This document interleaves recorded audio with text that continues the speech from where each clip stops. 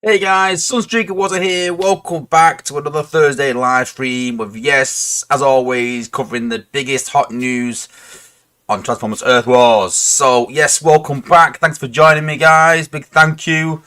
Apologies, it's a bit late, the stream. If I'm deadly honest, I was literally like that on whether to stream tonight. I'm not feeling the best. I'm feeling quite ill. But I was like, you know what? It's a week to the endurance. I've got the new bots in hand today. I can't not. I think if I would have had the new bots last week, would have been able to showcase them. This week I would have gone, listen, I can't really do it. But, listen, I can't sort of leave people in the lurch this week not knowing what the bot is going to be, any idea. So I thought, I've got to stream. So, apologies guys, a bit of a late start. But, we are here. So, what we're doing today's stream. So, we're going to talk a bit about new starters again. A lot of new players in the game. And a lot of questions on what do I do? What do I need? What should I try and do in the game? So, I did my top 5 tips a few weeks ago. So, this week I'm going to talk about what to focus on as a new player and what to prioritize. And maybe what not to worry about too much. But it sort of ties in with those 5 tips. But expanding it slightly a bit. Then we're going to be talking a bit about Beachcomber. So I was in a current war last week, and I could not beat Beachcomber. Could not beat him at all, and I'll talk a bit more about it. But I've thought about some interesting ways to maybe beat him, and I've heard some ways, and I've tried them, and not really worked. If I'm honest with you, they're all right. But then I had a really good think about it, and I think I come up with a really good solution that I don't think anyone really has even thought about, and something even I missed when I started thinking about it. So, talk a bit about that as well. And like I said, yes, the new bots are in test. So we are going to be taking a look at the new bots. Just remember that they are brand new, literally in testing today. So there's a couple of bugs, a couple of things not finished off, not polished. But we can get an idea on the ability, and as always, give you my judgment. Sorry. Give you my judgment, and you'll get a good idea on what the bot's going to be like, so you can make your bid for the endurance. So, yes, all that in today's stream. So what's happened in the background? Like, I've still been quite ill. I think it's the back on from the, I don't know, I had flu like a week ago or so. I was quite ill. And then my whole household has had a bit of flu. And I was alright until today. And then it's just sort of like hit me hard today. But like I said, I'm here. What else? So, obviously got MP Sunstreaker 2 weeks ago. I was really pleased about that. And he just sat there on my desk. Not transforming today. I was like, you know what, I'm going to make an effort and I'm going to transform him. So I've not got a picture, but he's literally in the PC now. My PC is all Sunstreakered out. And I'll get a picture for you guys next week. But transforming him was a bit of a nightmare. Didn't want to break it, very fiddly. A lot of things just, you know, you're trying to put it in place. I was watching, there's no way you're going to do it without the instructions. The instructions are in Japanese, so it baffled me. So let's go on YouTube, watch the guy transforming him, and I remember starting doing it thinking, that doesn't move there. That does not go there. It just needs that bit of extra push, but you obviously you don't want to push it too hard and break it. And so it took me a good like half an hour to transform him. And the funny thing is, I talked to Grind Time, who's been buying a few figures, and we've been hitting each other up and about them. And he literally said, like, you know, about transforming them back and forwards. I do that quite a bit. And he's like, oh no, once I'm in robot form, that's it. They stay there. And that is literally what's happening with Sunstreaker. I think it's going to stay like that forever now. I think I would rather buy another MP and have it as a car next to him rather than transform that again. So, yeah, it's looking really cool, but I don't fancy going for that again. But yeah, that's pretty much everything, really. Like I said, just been waiting for the new bots, really, and really eager to get them in. Bit disappointed it's last minute, but as always, it is what it is. A bit last minute from SpaceX for whatever reason, and I don't know. I thought it'd be actually, when we normally get these bots really late like this, they're normally like polished. That happened with Beachcomber. He was very close when we got him. Just a few tweaks. It's a very quick turnaround, and obviously became the bot that he is now. I think that's the last bot that I actually worked on in testing. No, maybe. I think that might be the last bot that I worked on in testing. Yeah, I think so. And yeah, it was obviously a really good bot. Quite good when we got him out. A few things that I felt needed to be done. Basically, a Golden Lagoon. Basically, didn't have a Golden Lagoon. And I think that's why I got me kicked out of test as well. Because I said, listen, he has to have a Golden Lagoon. He has to have a Golden Lagoon. And they're like, yeah, but I was like, no, he has to have a Golden Lagoon. It's part of his law. It's madness that you don't have that. You've got to have a Golden Lagoon on him. I saw back and forth, and eventually he got it. And yeah, obviously really, really good bot. But we got it quite polished towards the end, where this bot, it's not awful. It's not like a million miles away from where it needs to be. But it's not quite there. We've only got a week left. It's really, really late. So it is what it is. But yeah, we'll take a look at it anyway. Alright, let's have a look. Let's see what we've got in the chat today. So, we've got Blade19 who's in first. Thanks for joining. Obviously, one of my members, member 4, quite a new member. So, yeah, the blue, obviously, Energon Q's me, quite a new member. But thanks for being a member. Appreciated. We've got Ricky Lau, we've got Vic Ching, who's a member for just over a month now.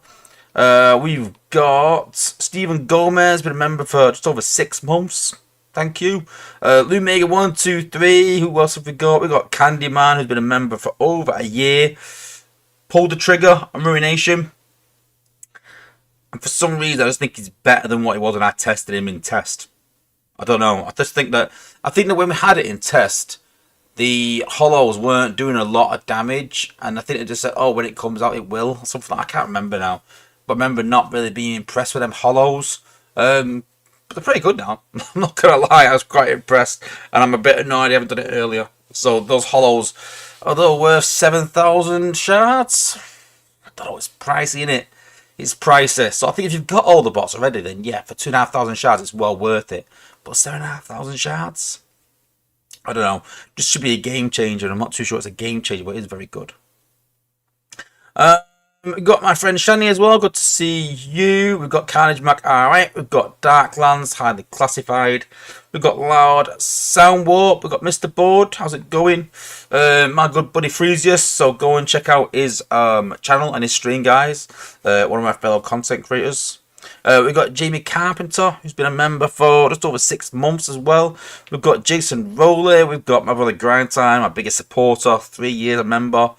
Crazy, good to see you as always. I know it's usually coming home from work around this time and catches it a bit later, so good to see you as well, bud. What else have we got? We've got Simon Hayes, been a member for over 2 years, so thank you. That's a big achievement, obviously. We've got Alterbot Phil, we've got Hand Berger, we've got Nate Williams, we've got Blue Tube.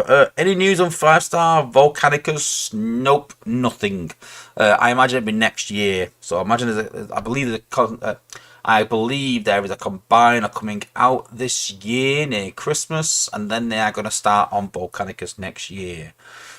So please, no questions of Volcanicus until next year.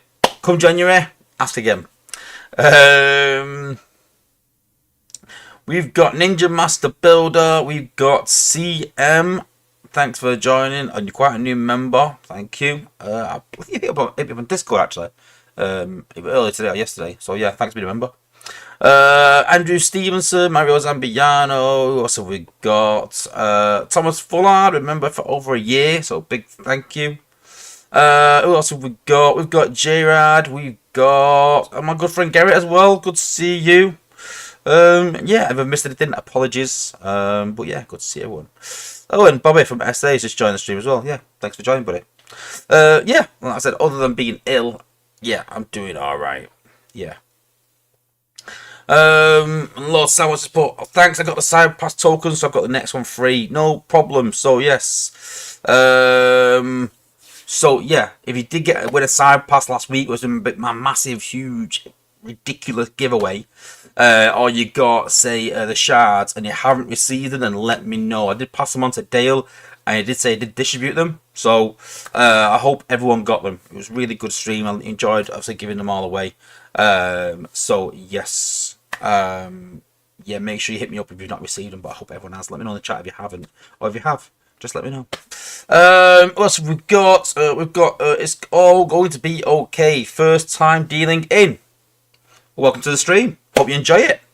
I've got London's calling as well, and Jason Rowlers asking about what combiners are left. I've actually done a combiner video. It was in my stream, I think, about 3 weeks ago.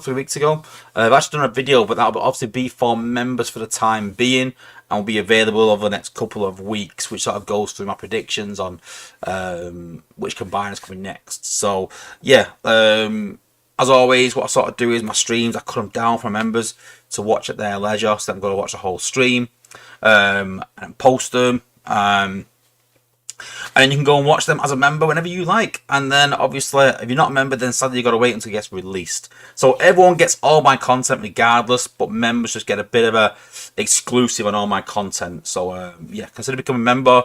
Support the channel. Help me do what I do. And, yeah, go and watch my content ASAP whenever you can. Oh, Bobby's just put, there's a few passes they haven't got out yet.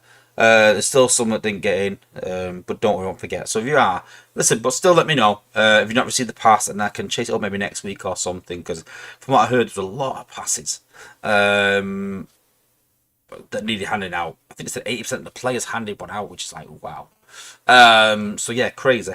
So yeah, I'm sure they'll get round to it, guys. But do hit me up after the stream, sometime this weekend, if you haven't received the passes or the shards from the giveaway, anything like that. Cool. Something else dead quick before we move on, talk about members and stuff. So next Sunday I'll be doing a interview with Dale. So I'm not too sure yet whether it'll be live or whether it'll be recorded. It'll probably be recorded. But what I'm going to do is in my members chat, if you're not in the members chat, hit me up after the stream and I'll add you to the members chat. And in the members chat, I'm literally going to say to everyone, listen, give me some questions to ask Dale, and I will ask him, basically. But that's going to be available to my members only. As a perk, you know, I like to give my members these little perks, you know, for, you know, supporting me. So, yeah, any questions you've got for Dale, then hit me up in the members chat of my Discord, and I will pass them on. But obviously, keep them a bit PC. Don't ask him how much he weighs. That'll probably be coming. But, yeah. I'm going to organise that this weekend as well. So, yeah, next Sunday, it might be live to members only. It might be recorded. It might be live to everyone, but with only members doing comments. I've not decided yet. I need to speak to Dale about it, get some more details. I'll post a little thing on my community tab so everyone knows. But there will be an exclusivity somewhere to my members. I will promise you that. So, thank you, everyone. Can the man just he's put his giveaway shard, he got him. Nice one. Cool, good to hear. I don't like obviously promising people prizes and not getting them. So yeah, cool. And I also think I've solved the issue with people getting loads of adverts. I think there was one at the beginning of the stream. If you get loads of adverts, let me know and I'll look into it. Because I know some people last week were getting loads. I don't really like that during the stream. So yeah, let me know if you're getting adverts during the stream. Should have got one at the beginning. That is it. Cool. Vitching, when is the interview? Next. I've not asked him the time yet. Literally, like I organised it about a month ago, and then Dale hit me up today saying like it is next Sunday the interview. And I was like, yeah. So I organised it during Endurance weekend, and it's come around quick. So yeah, it'll all be in the community tab. I'll post it, and yeah, just yeah, you'll find out. Not down. And obviously, I've got a stream next Thursday anyway, so I can talk about that as well. More detail. I'll have all details by next Thursday, so yeah, I'll have that as well. So yeah, cool. All right, cool. Let's have a look at the news. Let's have a look at the newsletter, and then we'll crack on from there. So bar week, grind our week, ninny bong. This weekend's event is called Holding Pattern. So week 3 of the season and getting ever closer to that endurance. So Space Ape have announced that the next endurance is going to be Mayhem mode. So it's going to be interesting. Introduced Mayhem mode last endurance? I think it was last endurance. No, last legacy it was, wasn't it? Yeah, for Lightspeed, and I thought it was really good. Obviously, some lower players didn't. Don't go into it too much. I've already covered that.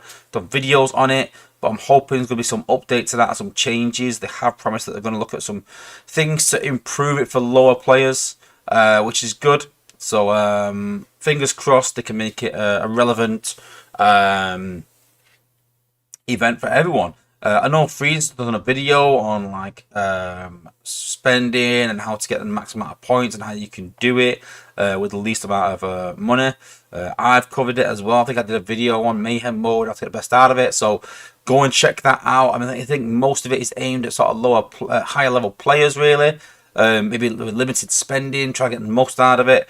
But I'm sure we'll both cover that over the next weeks of streams, looking at the changes and how that will impact on some free-to-play players and whether it's even possible to do it free-to-play. I think some people said they did it with the Cyber Pass only, which is obviously $10 for the month, which is still really cheap, guys, what you get.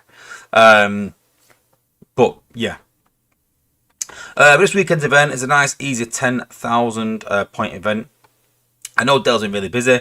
I did hit him up saying we've got some 5 Optimus bounties within the event that can drop Shanix or Cybercoins. But that's all we've been told. So it just said, like, you know, what's the drop rate? What's the amounts? It's a bit vague, but look out for that. But Shanix and Cybercoins, you don't get Cybercoins very often. I can't imagine it being a lot. It'd probably be like 100 or something, I imagine. It's not going to be a lot. In fact, you know what? I would put 100. So let's just say Spacey would probably put 50 in there. So, yeah. And with only 5 of them, I can't imagine it being a lot. So, yeah. We've got 10,000 Shanix as well, putting Shanix in the event. A lot of people disgruntled by that because they knackered up the raids a week or 2 ago.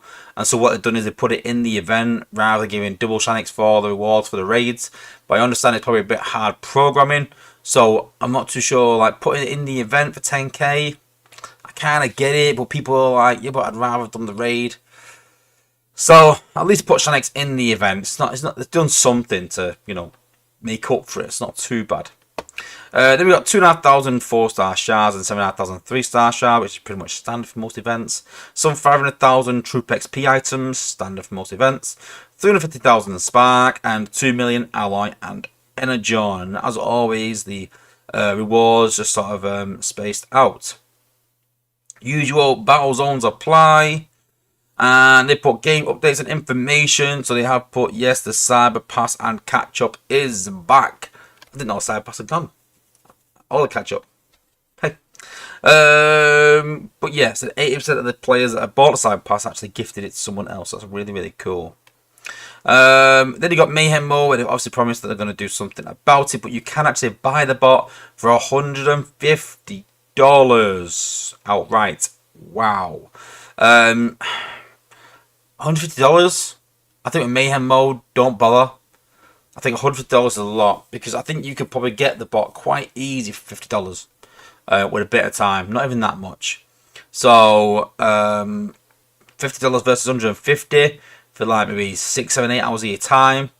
You know, I wouldn't bother for $150. If it was like $80, I'd be like, well, yeah, just save me all my time. But and you're not leveling any bots either. But 150, I think, is a bit expensive. It was 100, I think, for the bots, but it changed to 150. So I don't know why, but yeah. And there's the Saga schedule, as we can see. So it's obviously got a bit change for Shanix event for the raid problem, and then obviously new bots and missed out a new Saga the week after. Go and check out your content creators. Obviously myself, Soldier, and Freezes Max, I mentioned earlier. We've got a bit of cool art as well, all around obviously Optimus and Ariel, or Elite 1, whichever way you want to look at it. And then we've obviously got the next Space 8 stream, which is on the 10th of October with John Bailey, who is the voice of Soundwave in the new Transformers 1 film. So make sure you check that out. It'll be a vest. No, it won't be a vest. It'll be a guest during the stream. So yeah. Cool. Let's see what everyone's chatting about in the chat.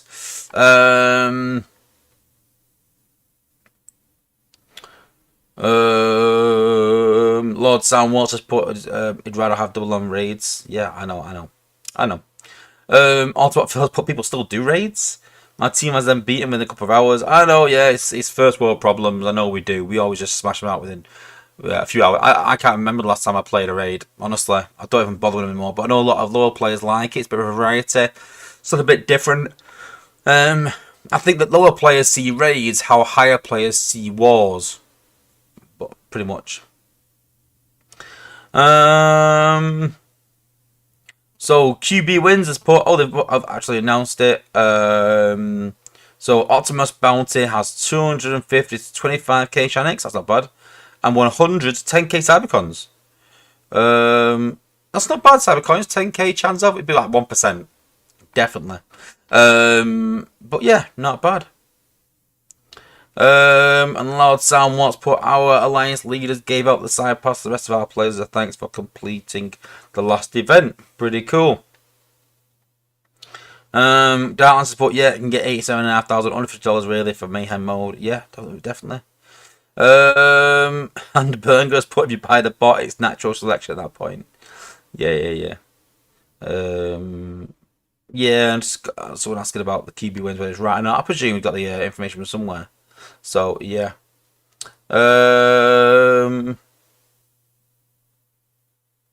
our edge on ally is 20 min. What? 20 mil. Not 2 mil. Ah, right, okay, 20 mil. I think it means. Not 20 minutes. I love how Darklands has bought energy on ally is 20 minutes, not 2 mil. Wish they would fix their template. Bit ironic.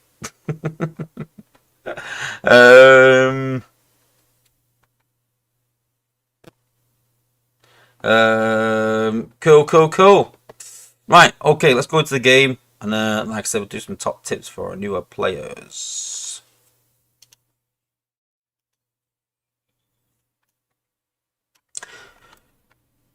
So, I was considering starting up a whole new account and going through the new player experience. I'm still debating doing that. I might look at a way to do that somehow. But yes, that's a possibility. Just sort of see what it's like for new players in the game and how it's better than what it was when I was obviously a new player, and the grind to get Energon and Alloy and things like that. But I did a top 5 video a few weeks ago, so go and check that out if you are a new player. It will help you. It's sort of top 5 tips on sort of do's and don'ts on what to do at the start of the game. So I thought I'd just expand on that a bit for new players and talk about some things, not do's and don'ts, but more like what to focus on rather than top 5 tips. So quite similar in a way, but something a bit different, bit expanded on that. So I think the priority as a new starter when you're starting the game is resources. Energon, Alloy, super important. You'll use that throughout the game, no matter what level you are at. Really important. And the easiest way to get Energon and Alloy is to keep raiding every day. Raiding other bases and getting that Energon and Alloy and upgrading your base, upgrading your bots. Now, at lower levels, up to around HQ 12, I would say, you won't get attacked much. And so you'll tend to find you keep that Energon and Alloy. And so, as soon as you get it, spend it. Don't keep it in reserve, because if you do get attacked, then you'll probably lose it all. So, keep spending that Energon and Alloy. Once you get to HQ 12, maybe a bit higher than that, you'll start to get attacked quite often from other players. And that's where you need to be careful that you're not fulfilling your storage and not leaving it overnight and then come back in the morning to an empty storage and you've wasted all that time. You can get in a trap of trying to get medals. Don't bother. They don't mean anything. They'll get you some cyber coins eventually, but you'll naturally get medals just from trying to get Energon and Alloy. But I would not be looking as a new player to try and get medals, it's not something you need to focus on. Concentrate on them resources. It's really important. Don't bother with 2-star bots. I honestly wouldn't even bother leveling them. Now, there is a campaign for a 2-star Bumblebee, a 2-star Optimus, and I think you have to do that as part of the sort of initial process. Don't use them. Don't upgrade them. Don't bother with them at all. At the start, I would focus on 3-star bots, but I wouldn't put any spark into them at all. Literally leave them at level 1, these 3 stars. They'll do you well to fill some squads at the start, but for new players nowadays, you'll find you get 4 stars quite quickly. Every event normally has around 2,500 4-star shards for about 10k points. Now, if you're a new player, you can't be expected to do them 10k events. It's going to be really hard when you get about 100 points per battle with not a lot of bots. But don't worry, you'll get there quite quickly. For alliance events, it's really important to join a decent alliance. And it's really hard as a new player to get in a decent alliance. I see new players asking to get into one of the top 5 alliances. It ain't going to happen. But what you can do is you can sort of pair up with people that are maybe slightly higher than you and sort of explain that you're a new player and that you're trying to find a foothold in the game. You're dedicated. Now, if you are dedicated to doing your bit for the alliance and helping, most alliances, well, not most, but most, lower level alliances will take people on to fill their ranks. And if you are a person that's going to do what you say you're going to do and do your commitments and take part in events and help out, then you'll find that you get resources quite quickly. But it's all about your dedication in the game. If you're not dedicated to the game, if you want to enjoy your weekends completely and without touching this game sadly isn't for you. It is one of those games that takes up a big chunk of your weekend, especially at the start when you're trying to grind it out, and especially if you're free to play and you haven't got coins to speed things up. Coins obviously helps a lot to speed things up in the game, and cyber coins is probably the rarest resource in the game. So if you do get coins, just be careful with them. I have gone through in my top 5 tips how to use them, cyber coins, so go and check that out, but just be a bit more careful with them. Now, when it comes to events, like I said, make sure you're doing your commit. I can't say that enough. It's probably the most important thing in the game is doing events, doing your commitment, and doing your part to get resources. After that, I think an important part is raids for new players. For higher level players, we don't really go with raids that much. We don't really take part in them that much. They're very easy for us. But for lower level players, you get Shaniks. So by getting Shaniks, you can get some decent rewards, which will help you get through the game. You can get some, obviously, chips. You can get some XP. But the important thing is you can get Spark. So if you're taking part in those raids, you can get some Spark to top up your combiners, your combats, and your bots. All are relevant in the game. All is important. And so I would probably spend your Shaniks on that to try and get your bots leveled. As I said earlier, don't bother with 2 stars. Keep your Spark, your 3 stars low. I would level them, but not the Spark part. When you get 4 stars, I would invest everything into them. I would equip your best combats onto 4 stars. I would put the most Spark into 4 stars. And I put the most time into 4 stars. Your 4-star bots will be relevant for a long time in the game, with eventually leading to 5 stars. But you can still use 4 stars in a lot of squads. So as you start off, if you're not going to power level and spend, you'll find that you're running full squads, and the more squads you have, the easier it is to get points. And so try and fill them squads up with decent bots. At the start, it'll be mostly 3 stars with a 4-star here or there. As you progress, you'll have a few 4 stars with a lot of 3 stars. But I think within 6 to 9 months, you'll start having squads of 4 stars, and you'll have to level them, which obviously takes a lot of time, a lot of effort, and a lot of Spark. And so concentrating on 4 stars, don't waste your Spark on them 3 stars and 2 stars. And you'll find that you start getting a bit of a foothold in the game. You'll enjoy it more because you're doing more points in events. You can get better prizes. And it starts to snowball from there, where because you can do more points and get more prizes, you can invest in your bots better. Because you invest in your bots better and more, it means you can do more events. And it's a constant cycle. Now, in YouTube videos from a lot of the top players, a lot of top content creators, you'll hear us talk about wars a lot. Now, at the top level of the game, that is how we judge ourselves. we don't judge ourselves so much on points in events, because at that point you're probably quite flush with resources. You don't really need them resources. All you really need is new bots and money, if I'm honest with you, to be a top player. Now, there's no reason why you can't get there with a lot of grinding. I've known a few free-to-play players to be really top players in the game, but it literally is a lot of effort, a lot of dedication, a lot of time to the game. Now, top players, like I said, focus on wars. As a new player, don't bother with wars at all. I'm not saying join an alliance and don't take part, but what I'm saying is don't worry if you can't take part, and don't worry if you can't reach that level yet at a lower level. War rewards are great, but at lower levels you'll find that most alliances don't really bother with the wars too much. Most top alliances will war every single day, pretty much 7 days a week. Most lower level alliances will war on 1 or 2 days most likely, and so try and take part. It's a good mechanism just to get used to the game.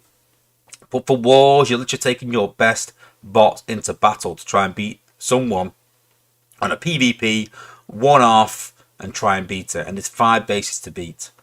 Now, like I said, at a lower level, it's more important to do events. It's more important to do raids. Really important until you get to higher levels, where then you are judged by wars. But at lower levels, you are literally judged by your event points. And that's what's really important. So, if you are struggling to find an alliance, hit up on the Discord server. That's one of my top 5 tips to join that Discord server. There's always teams looking for players, and go and join an active alliance. That's the key word there. It's the key word for players.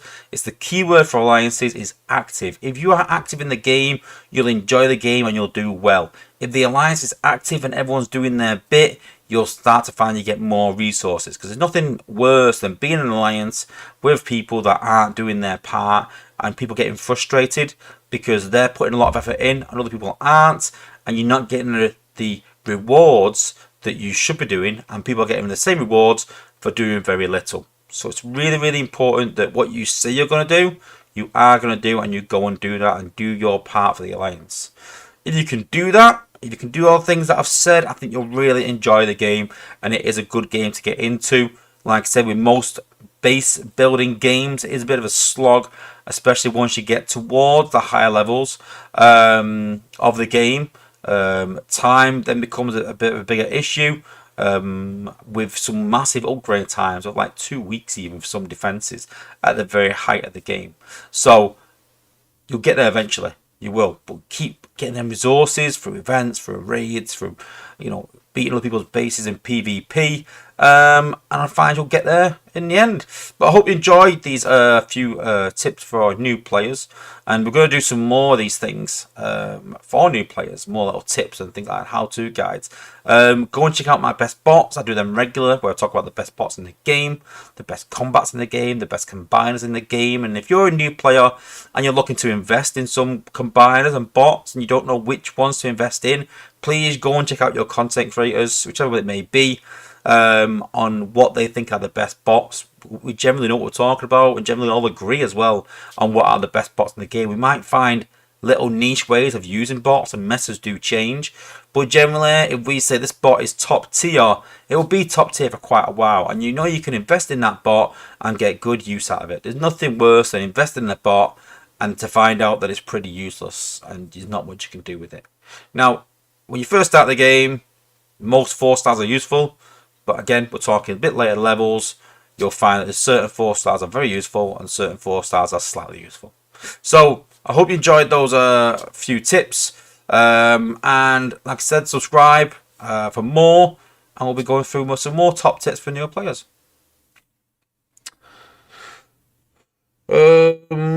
What else? See what everyone's put in. Dartlance has put 2-star bots are good for dispatch missions. I think even dispatch missions are available at a later stage in the game, aren't they? I think. I'm not too sure what level. This is why I want to do a new account and sort of see when. This is the things I struggle with. People go like, oh yeah, go and do this. And I'm like, is that available to new players? Is that not unlocked at HQ 14 or something? That's something I need to do. Yeah, and also what Phil's put, 3-star bots are easy to come by these days. Yeah, very easy, yeah. Ninja Master Bill has put this could be from my 3rd account. Jesus. Erods is late to the stream, but thank you for joining. Good to see you. Darklands, you get cybercoins for ranking yourself up. Yeah, that's a good point as well. Heck of YouTube put billboards. Yeah, no, listen, there are some tips that I put in the top 5 tips that I've not really covered. So I suggest any new players go and watch them top 5 tips first, and I just sort of more expanded on that this week. Ninja Master Builders put don't rush to get new bots for Decepticons. It's best to save the cybercoin. Oh yeah, don't buy crystals with the cybercoin. Definitely, yeah. LJ Gaz put Shanix equals 4-star Overlord. I think we're talking a bit higher levels there. I don't think when I say newer players, I'm talking like players that downloaded the game in the last few months. I don't think they're going to be looking at 4-star Overlord, are they? They're playing the game a few months. I don't think so. Lord Soundwatch put 5-star Primal and 4-star Mega Part. I wouldn't bother with Primal at all. I really wouldn't. I think it's a waste of Shanix. Yeah, Darklands, but you can't get alt faction until HQ8. Yeah, some things like that I'm not too sure about. Draxus, but they need to unlock Titans below HQ17. Yeah, I agree with that. Yeah, they should do.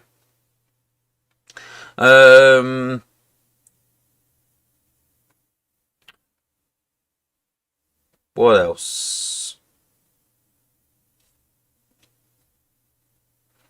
What else? So look, just jumped ahead. Oh, Soul's in the chat. Good to see you, buddy. Yeah, Lord Sam wants to put my Billbots first, then Primal. I'm bothered Primal. Like I said, Billbots definitely. That one's put, yeah, depends where you are in the game. Getting Shanix 5-star box gets you 5-star Shard and Spark. Yeah, but I think that's later on in the game, innit? I think. Traxpin Lancaster support bots will be top tier until someone complains and I'm nerfed. Alright, well, let's not cast dispersions, but we've all done that at some point. We've all been annoyed. Combiners focus on Ruination, Magnaboss, and Skyrain. Yeah, well, that's the thing, though, Nate. It's like, we say that now, but then when 5-star Volcanicus comes out and maybe gets a buff, we might be saying, oh, go get Volcanicus. So, but again, I think that's quite hard for newer players to get 4- and 5-star combiners. I think we're talking 3-star combiners, maybe. And there's some bundles that are good, which I talked about in my last video. But not 4-star and 5-star. It's going to be really hard to get.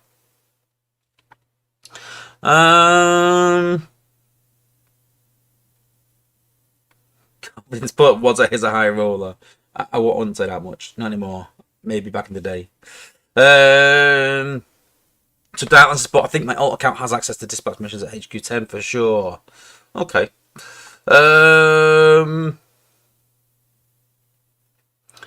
Draxpin Lancaster spot HQ16. There's no Titan, no defense prime cores, dispatch missions. I think at HQ14.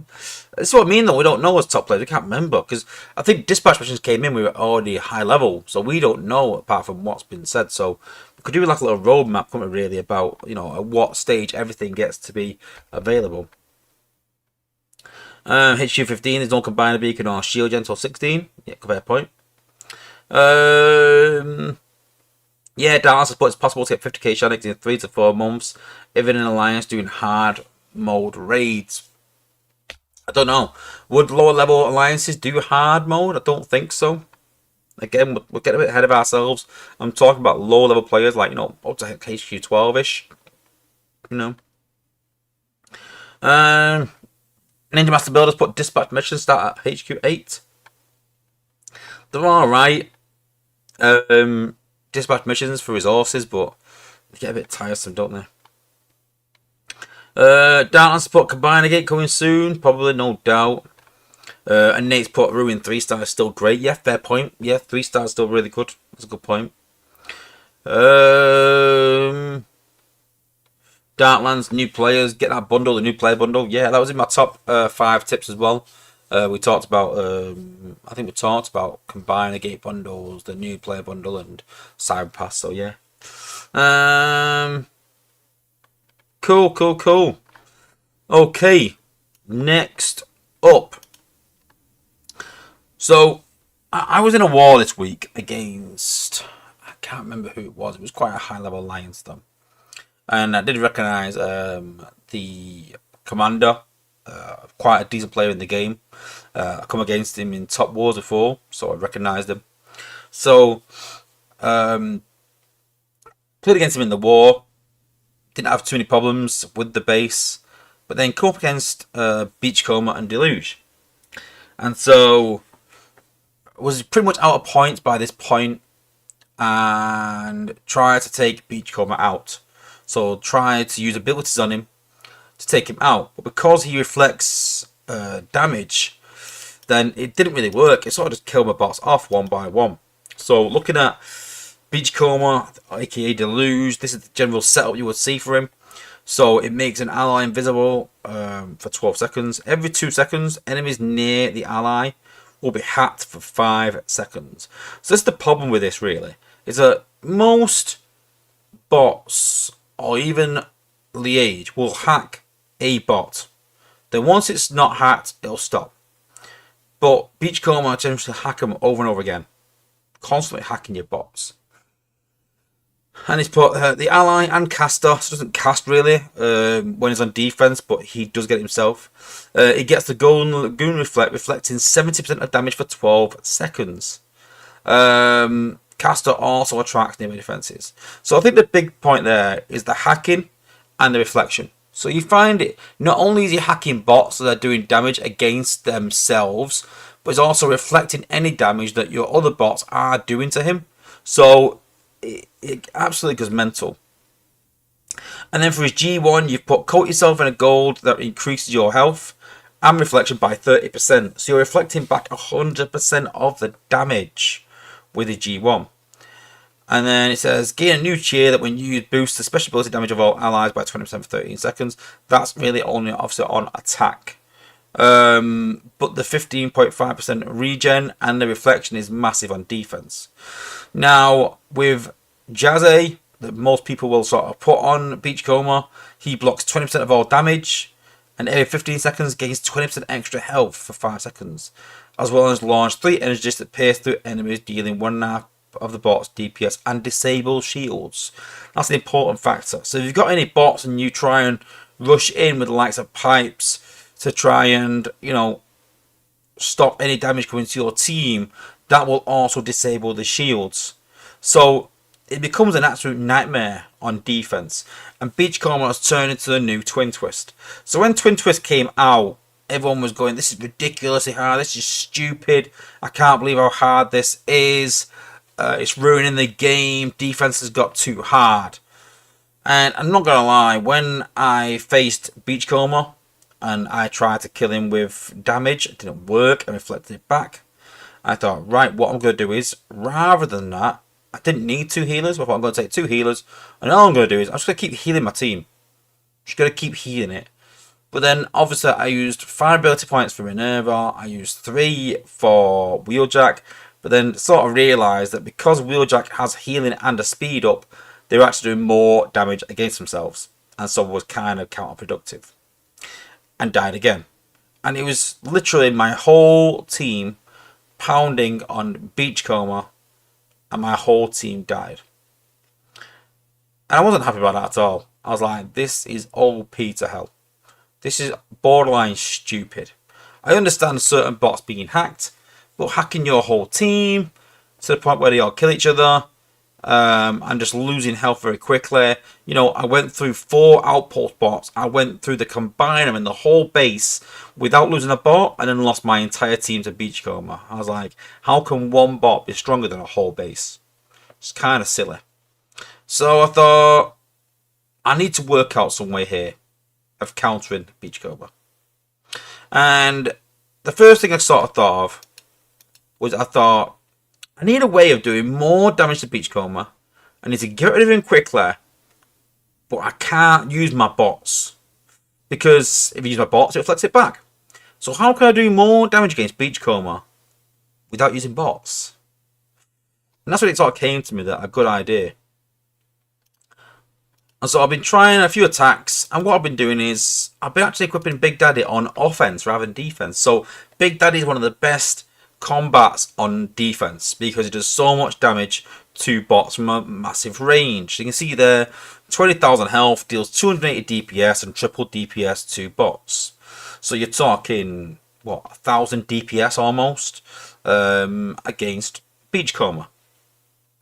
So did try that, and although it helped get him down faster, with that Jazzy and with the health increase from the G1, it still was doing a lot of damage from bots. Not destroying the whole team, but making a big enough impact that if there's defenses around, you're still going to really struggle.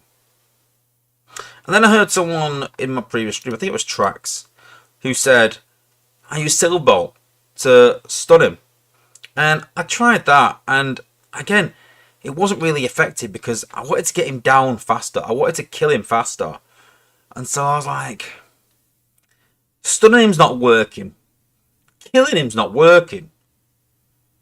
So how am I going to stop this bot from killing my whole team? And then something hit me.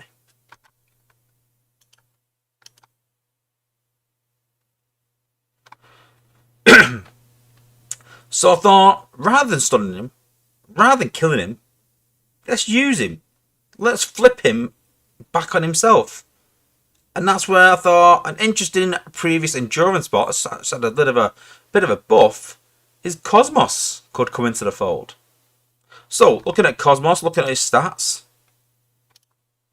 So at 7011, activate air attack mode. For 20 seconds you gain 50% damage, increased by additional 5% per use. And for after 25 discs deal approximately 320 damage each. So nothing there. But this bounces to one additional nearby target. Targets hit by these discs are hacked and will attack their enemies with 100% of their damage. Now, Beachcomber, yes, doesn't have a lot of damage, but while he's hacked, he's no longer hacking your team. That's the key point. He's no longer doing damage to your team. He's actually doing damage to his own base. And then Cosmos' G1 become invisible for 9.4 seconds. Just to gain one stack of 5% lifesteal every 10 seconds. So basically just heals himself. So let's have a go. So let's have a look at trying to beat Beachcomber with a standard team. So this is the general team that I would sort of use. I tried using Silverbolt. A lot of special bots right now are in the meta with the high damage that they've got. So let's give it a go.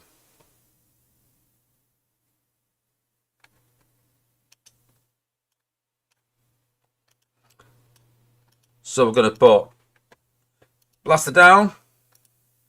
We'll put his minions down to pop the outpost. So then there's Beachcomber. I know it's a bit hectic, but if you watch here now, watch the health of all my bots. You see, look, they're starting down quite quickly. And you can see the health of Beachcomber there.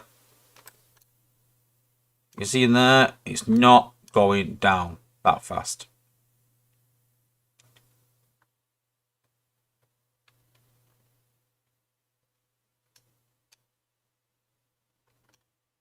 You can see there, the team is dying very quickly. And this is literally what happens. Don't forget, you're out of points at this point. You've got a few defenses hitting you. You're trying to kill Beachcomber. And you can see there that he's still very much alive.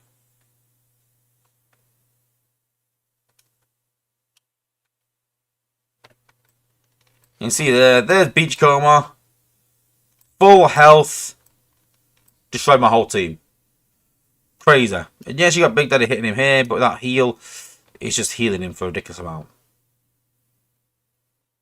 10,000 healing. 10,000. Crazy. So, let's give this another go. So I'm going to just open this base up to make it a bit easier for him to see what he's doing. So this time I'm going to go at him, but this time we're literally going to use Cosmos.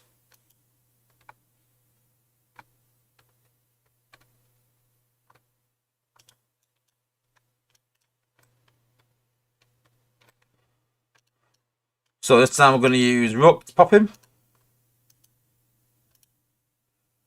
I'm going to use Cosmos behind. Just the two bots. So you can see how quickly my team died last time. So if we watch this. So let me just hack Beachcomber. And there is his discs.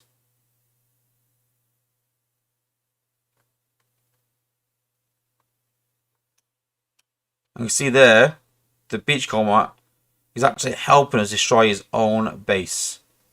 It's all being hacked. He's hacking his home base. And Cosmos is hacking him as well. And you can see from a decent range, so Cosmos sits right back. He's invisible with his G1. And you can see already that in the previous attack, that our bots were wiped out within seconds. And now I've got 2 bots on the field, and all of a sudden now he's looking for us.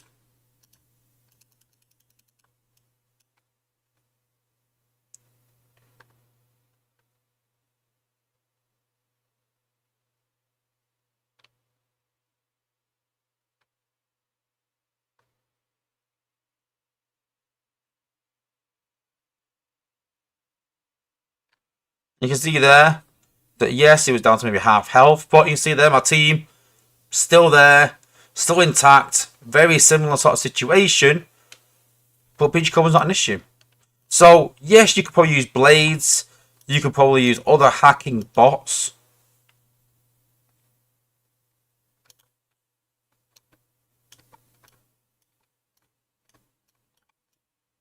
Yeah, well, look, where's blades? So you got blades, but for 5 plus 3, you hack for 12 seconds. So that's a good hacking bot. If we look at Perceptor, so Perceptor will hack for 11.5 seconds, but 75 damage for 11 seconds.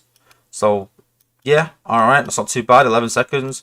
When you look at Cosmos, it's 20 seconds. That's the big, the big pulling point is that 20 seconds is a crazy amount of time to hack Beachcomber and make him do damage to his own base, stops your team from getting hit for 20 seconds, and you can probably take him out with a safety net. So no doubt that Cosmos, obviously as a 5-star, is not available in batches yet. I think he might be available in the next batch maybe, but the 4-star is still there to be used. So I would advise everyone that although the previous batch was amazing, everyone spent up all their shards, I would just start saving your shards for Beachcomber and be a really good alternative to take him out and get past him. So in the meantime, yes, you can use blades, yes, you can use Perceptor, but just think about hacking Beachcomber as a way to get through him, get through the base, and find it as an easy counter. Like we did with Twin Twist, find an easy counter, and then it's not much of a problem, and then we move on to the next OP bot that comes out. So I hope this helps you. I hope this gives you some ideas on how you can get through Beachcomber easy. I know a lot of lower players will find it really difficult, so I hope this really helps for you to get through him and start hitting top wars again and getting some nice 300s. Good luck.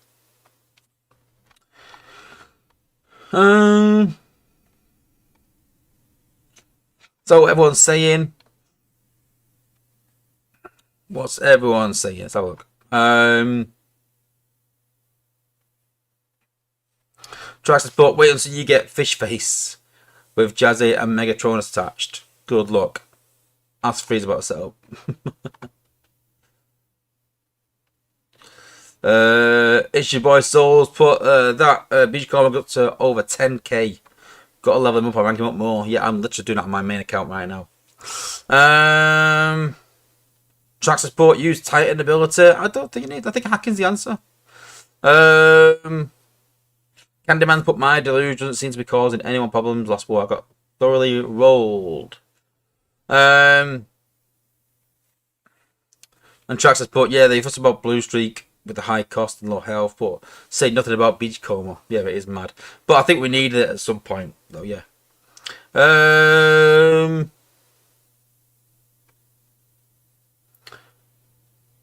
Traxxas Sport explains why I don't have issues with Beachcomber with my walk team. I use Liege and also have Big Daddy. Well, Liege won't hack him still, I don't think. Or will it hack him? Maybe it will, but I think Liege is only a short hack though, isn't it, I think? Oops. Well, 15 seconds. Oh, yeah, maybe, yeah. Also, Phil, what does the one stack mean? You mean on Cosmos? I did say this is my feedback. Was it was a bit confusing. Become invisible for 10 seconds before using your ability. Additionally, gain one stack of 5% lifesteal every 10 seconds. So I think he gets 5% lifesteal every 10 seconds. So it's 5% 10 seconds, 10% after 20 seconds, 15% after 13 seconds, 20% after 40 seconds, maximum up to 50% after 10 times 10, after 100 seconds. So yeah, he heals more as the battle goes on, I think. Nate Williams has put tracks and blades works for me against Beach or Twin Twist. Yep. Nate Williams put Buzz Strike on Pikes and Optimal Optimus. Yeah, but you only got a couple of Buzz Strikes, and you can't use loads.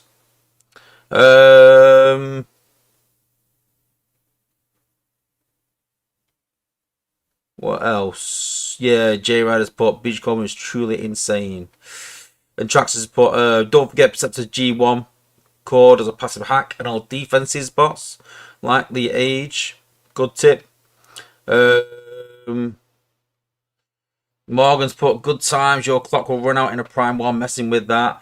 Not necessarily, because don't forget you're still walking through the base, so you're just using him to kill his own base, and then you're sort of walking through. So yeah. What else? Yeah, Darkman's put Beachcomber needs SA11 and a G1 to make him very hard to kill. Well, mine will have that definitely. Let's have I'll show you a quick update on where we're up to actually. Let's load it up. Load my actual account up. So yeah, just for the record, because people are like, oh my god, what's the hacker? No, this is not my actual account. This is my test account, guys. So this is my actual account loading. Ninja Master Builders is put for my cons. I'm working on Titans with the idea to spend the shards to get the 2-star Titans like Scorponok and 3-star and 4-star Nemesis. So yeah, Titans obviously really, really important. Cool. Oh, we're on a new war against Legion United. My defense doing alright? Yes, defense is doing well. So let's have a watch at the replay. So apology, freaking bot. Don't want to call you out, but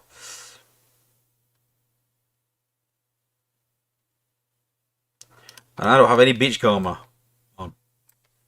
So I think your problem is starting with Strafe. I think that's a big problem. Clearing out that front.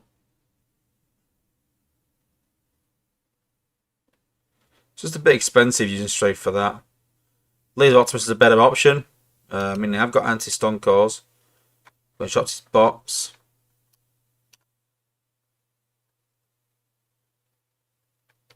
So red alert pop there, which protects all the defenses from damage. It's taking a lot of hits. So he's popped the outpost with the rook.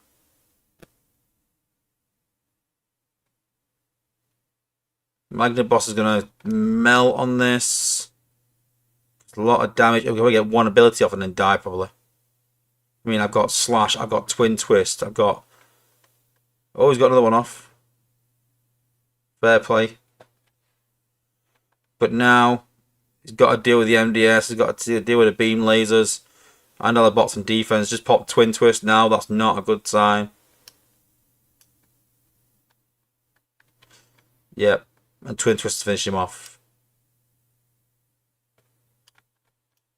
It's not a bad design actually, guys. I've attacked it myself. It was quite difficult, but yeah, if you want a high level HQ 1718, and want a decent base design, then you can check this out. The outpost bots are really important. So on the right hand side we've got Slash, left hand side Twin Twist and Red Alert, and then we've got any combiner in the middle really. It's going to do a lot of damage, but the idea is that you're doing a lot of damage, and I want them to put his outpost quite early on. I think we've got smoke screen the outpost. Remember back in the day, everyone would put smoke screen in outpost right at the back when people were doing sack, and then he would just sniper off and pick people off. So just to show you my just to show you my setup for my smoke screen on defense. So we've got primer and glitch. So trust me, it packs a punch. Because don't forget that primer does 24% extra damage for all sources. So basically, just hits them hard, and then glitch literally shoots enemies from long range. 43% of dealing twice the damage, causing a target to receive 25 more damage from all sources. So you're literally doing twice the damage, 25% extra damage, and then 24 extra damage as well with primer. And yeah, it hits hard, guys. So consider putting Smokey on defense for that setup, and it tends to do really, really well. And we've got this. So drift in that outpost as well. So obviously because invisible, does a lot of damage. Yeah, really, really good. Into the bot that I'm leveling. So obviously all my new bots. Oh, and upgrade complete. Good timing. Nope, can't go through there. Let's go. Leo Prime, done. Beachcomber, done. So, ready for next weekend's event. We've got Leo Prime at 50. He'll be going straight to 60. Beachcomber at 50. He'll be going straight to 60. Beachcomber at 50. He'll be going to 60. Who else? And then Nose Cone. So Nose Cone's currently in for 40. So this weekend I'll get him to 50. And he'll be going up to 60 as well. So Nose Cone, Lightspeed, Leo Prime, Beachcomber, all going to 60 during the endurance. And then probably Beachcomber and Leo Prime, I'll probably get them up to close to 70, about 68, probably both of them that weekend. In terms of Beachcomber, have I got his G1? Have I got Beachcomber's G1? Nope, I haven't. That's something I need. So I do need Beachcomber's G1. I'm pressing these because sometimes they're labelled wrong. But no, I need Beachcomber's G1. So Beachcomber bundle is in order. I'm sure I got Leo Prime's G1, I think. Have I? Maybe not. Only in gold. But yeah, that's my plan for next weekend. And Candyman's put Alf Trial next. No, listen. I did Ruination. I ain't doing Alf Trial. Ain't happening. Trying to put what a bad strat. At least use Impact to clear it first instead of Strafe, then use Rut Spot but not drop all the bots at once. Yeah, I know, but it's don't forget we're warring at a lower level there as well, don't forget.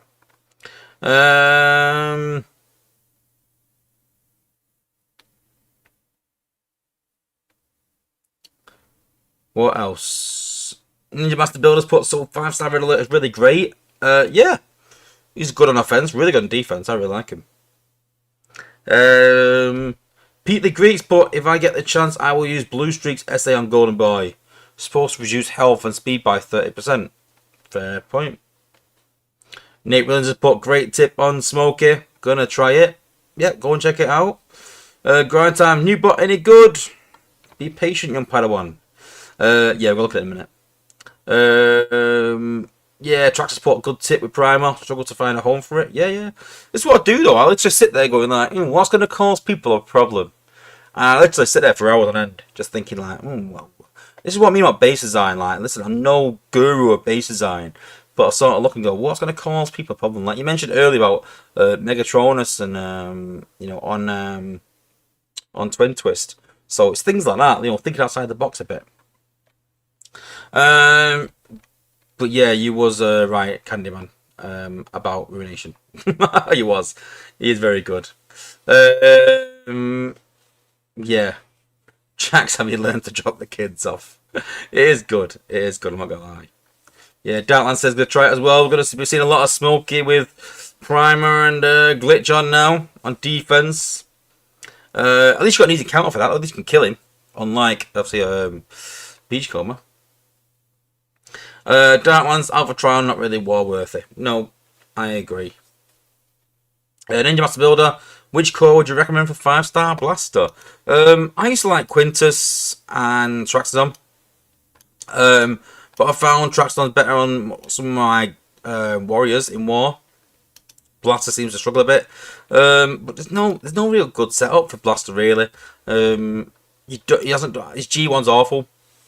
So put a Prime Core on him, whichever one suits you, and I'd probably put a minion combat on him of some kind, maybe just increase the amount of minions you're using. So yeah.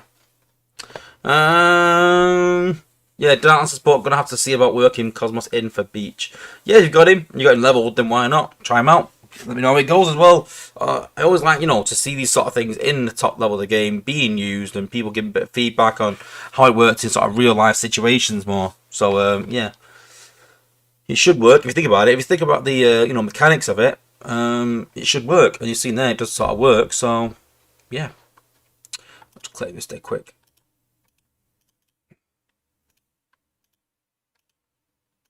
Cool. Right. Okay. New bot time.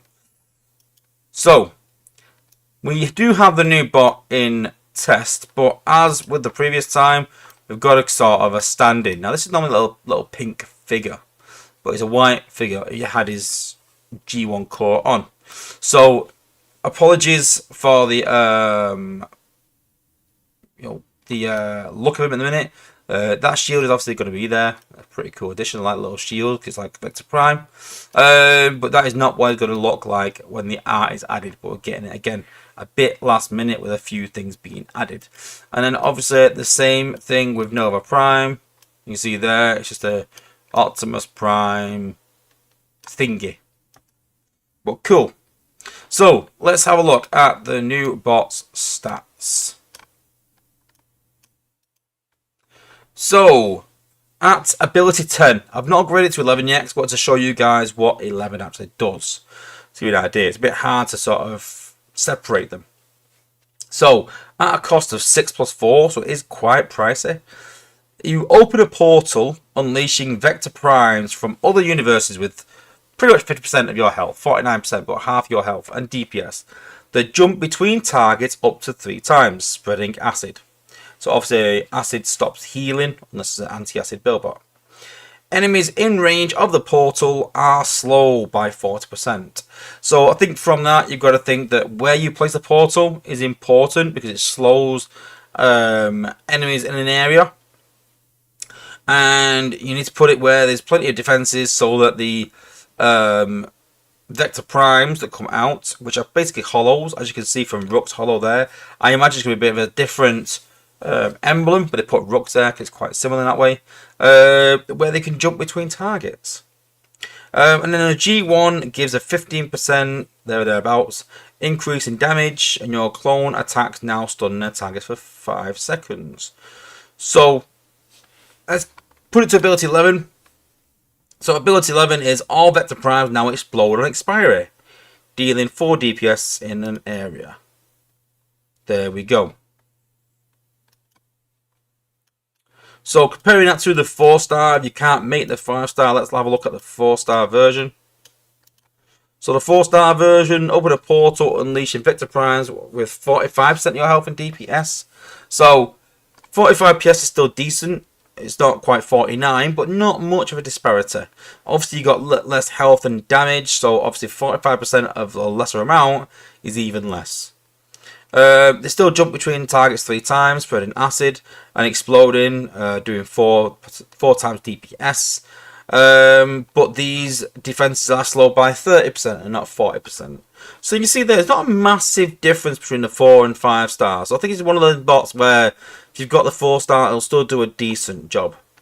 And then the G1 at level 15 gives 11% increase and stuns for 3.8. So the G1 and ability 11 for 4-star, just very similar to the 5, just a bit less of everything basically, which is kind of how it should be, really. No massive differences. So let's take it to battle and let's give it a go and see how it works. So I do want to take Beachcomber and try and move him out of the way a bit to give you an idea. There we go.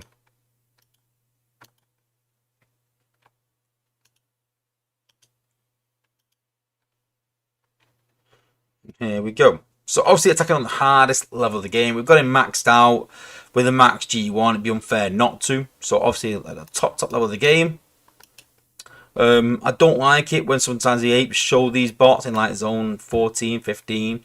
And you're like, yeah, any bot would do well in that zone, regardless if it's good or not.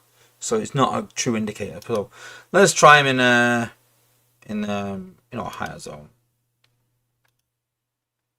So you can see the range there. It's not ridiculous. It's not great. It's all right. Nothing crazy. So we'll put the portal down. Then we'll put Minerva down to keep him alive. So you can see the portal comes out there. These defenses are all being slowed. You can see one hollow jumps out, two hollow jumps out, and three hollow jumps out.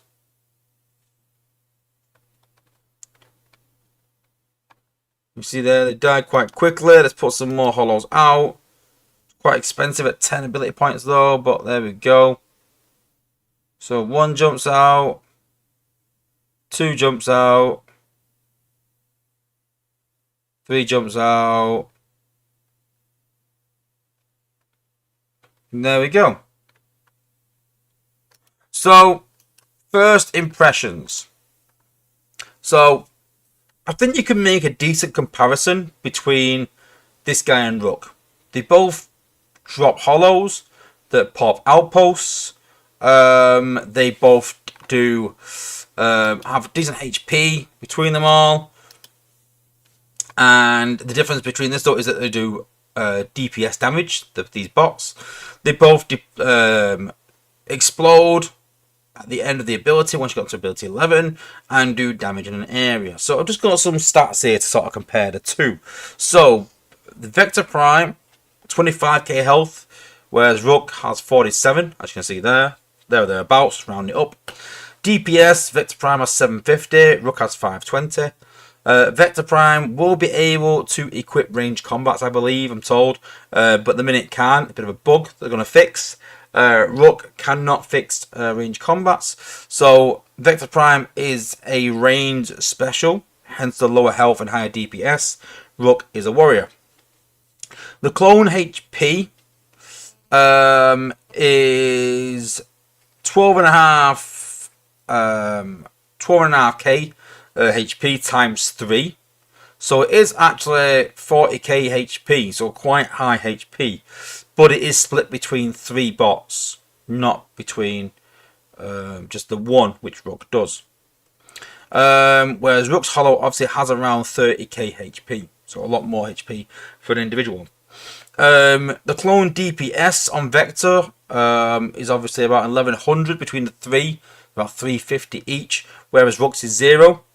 And then the clones explode for about 1,500 damage times 3, which is about 4,500 damage.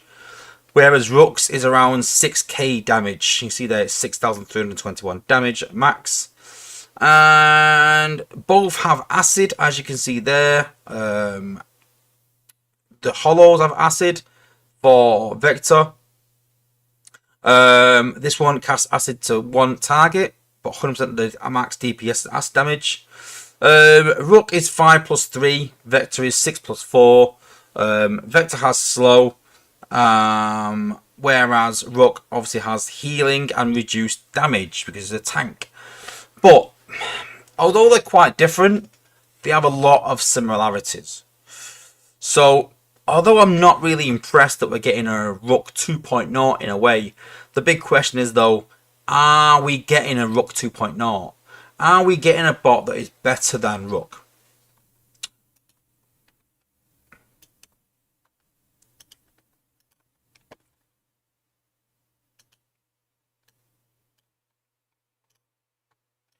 So let's just take all the combats off and stuff.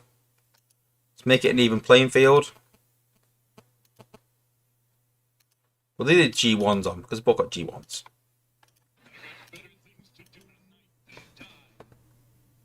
Oh, and thank you, Stephen Gomez. So, dead quickly, just to interrupt the stream. He's asked, do you still do Titan Assault for maxed out Titans? I don't really, because I hate it. But I would do. I imagine 5-star Titans will come out one day. Who knows when that will be. but I imagine they will, maybe with HU19 or something. And you're going to need more spar. There'll probably be more levels. So although I'm going to say it's not like essential, it's not something where like you need to do it now, but I wouldn't leave it till close to the time. But then again, even if you do, I imagine we'll get plenty of notice. Well, maybe not. About 5-star Titans, and you can do it later then. But I would chip at it. But if you forget for a week, it's not the end of the world. But yeah, I would do it unless you really hate doing it like me and then don't bother. Hope that's answered your question.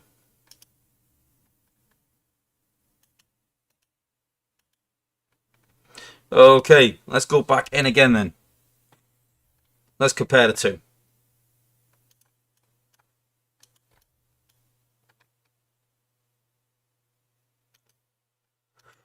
We'll put in there. We'll put him over there and Rook there.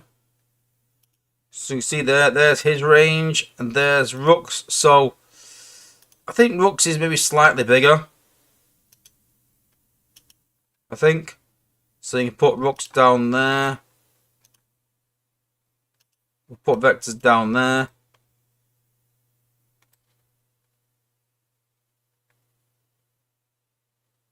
So you can see Vectors takes a bit longer to activate because he's got to jump. Rooks activate straight away. Does good damage in an area. These three, not so much. Die quite quickly. Bit of a bug there, I think. Oh, that's the defense one. That's defense. So let's take a look at him on defense. I did want to look at that actually. Sometimes forget to do that, so let's have a look at him on defense. So we've got Vector Prime, the 4-star version on defense. Let's see how that works.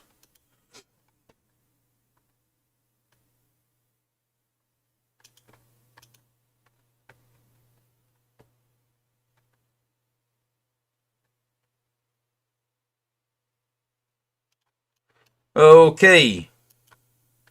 We'll put Rook's Hollow down because I don't want to get mixed up between the two. It's quite hard to see who's who. So you can see there, we'll put Rook's Hollow down and we've just dropped Vector Prime. Never mind.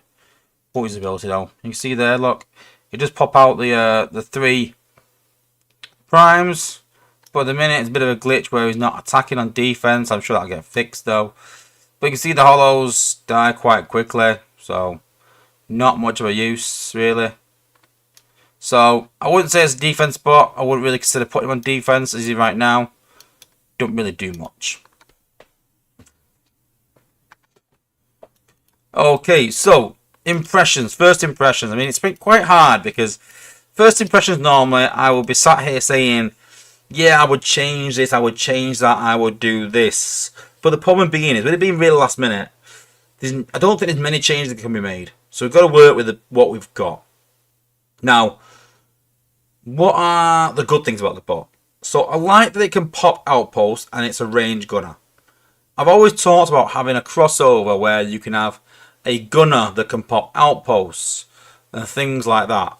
A healer that can do damage, a damage ability. So you don't have to have a tank that pops outposts. You don't have to have a healer that heals. You can have that does something different. So having a gunner that pops outposts and not having to rely on Rook or Blaster or someone like that, I'm all for that. I like the concept. I think the problem is though, is that it's too much like Rook. It's just like having another Rook that's more expensive. So although I don't mind something that's like Rook, it's too much like Rook. You know, with the fact it pops outposts, okay, that's a standard. And it's hollows, that's a standard. It explodes, does damage in an area, that's pretty much just Rook. You know, just a bit too Rooky. So I think if you're a new player and you haven't got Rook, this would be a decent bot to go for. But if you're an experienced player and you've already got Rook, then I'm not too sure it's going to make much difference. And I think the hollows need more, as in terms of HP. I'm not sure they can do that or not. But I think having...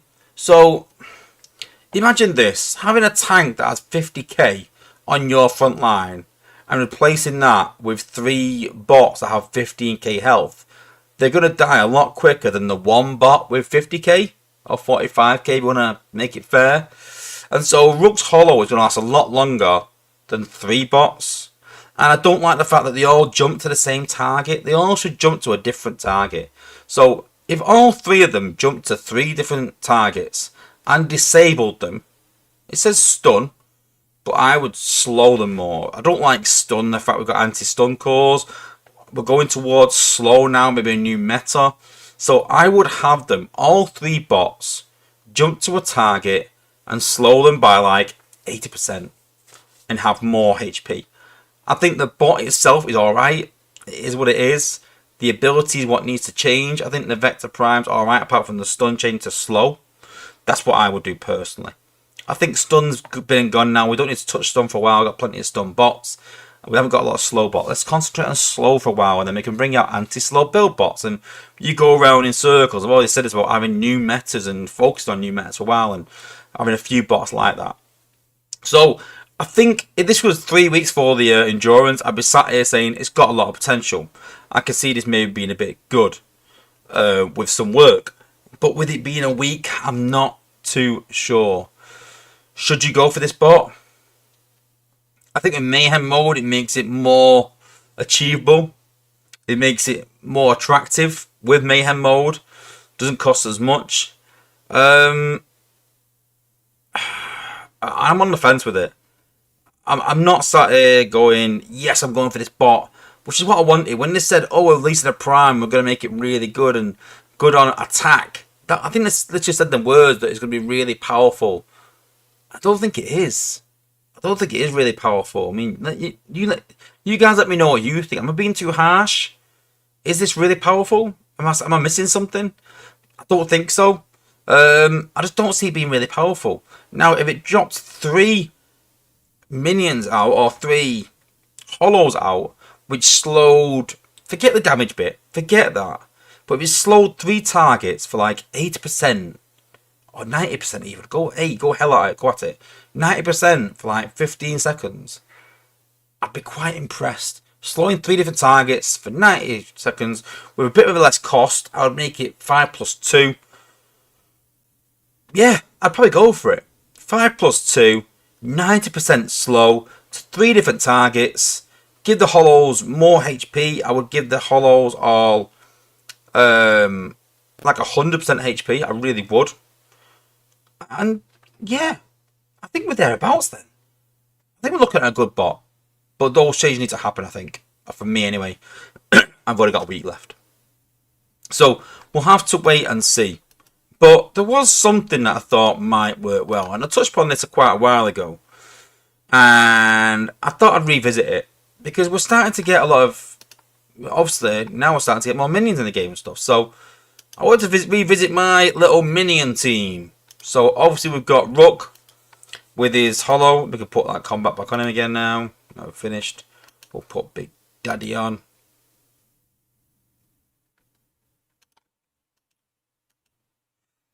Then we've got Blaster. Obviously we put the Age on, but we've got Enerax on him. Probably put another minion on him really, to be fair, but he needs a bit of HP. We've got Vector Prime, and so we had Zor on him. So let's put Zor back on again.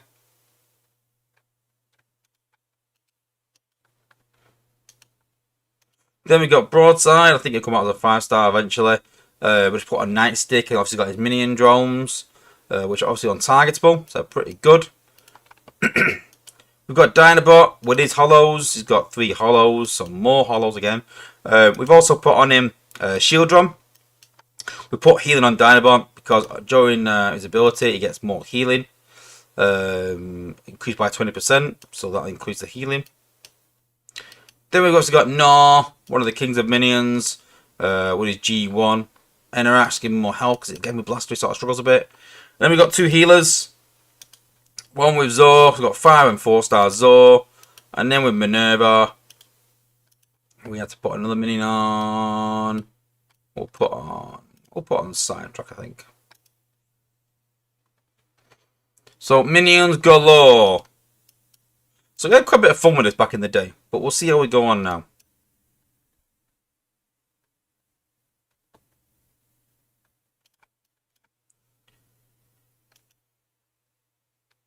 So putting these bots down. So literally all I did was I went Rook, Blaster, Vector, Dinobot, No, Attack, and then literally went Speed Up with Wheeljack. And honestly, this was loads of fun. It was just shredding through the base, as you can see there. Look at all these, look. I don't even got Quintus on here actually as well. That'd be interesting as well. So let's speed it up again. Let's speed them up. Some healing down there. I actually think that Beachcomber is going to cause any problems, not anything else. Let's put Nor's mini on him. Let's see if that works.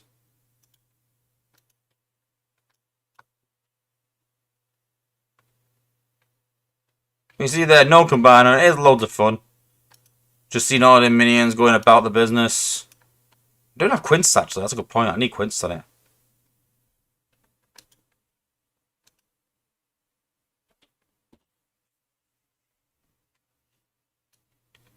But yeah, very, very cool. Do we see a new minion holo meta coming in? I don't know. But yeah, it'd be interesting to sort of tie around with it, you know, and how much, you know, when you sort of see the likes of, I mean, I'm getting hacked by Liaise, I don't even bother to even try. But when you sort of see all these bots that are, you know, having minions and distracting the likes of beam lasers that obviously target one defense, then yeah, I imagine it's going to do quite well. I mean, you can see there, I'm not even using my combiner, I just spammed all the abilities and they're doing alright.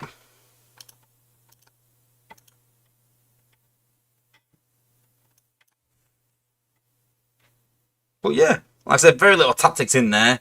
Just sort of spam them all, really. Spam them all and let them go. It's obviously quite a high level base mine. This is obviously not on my base design properly, but, you know, it's doing a good job, look. Bit of tweaking, add Quintus. I think I do alright.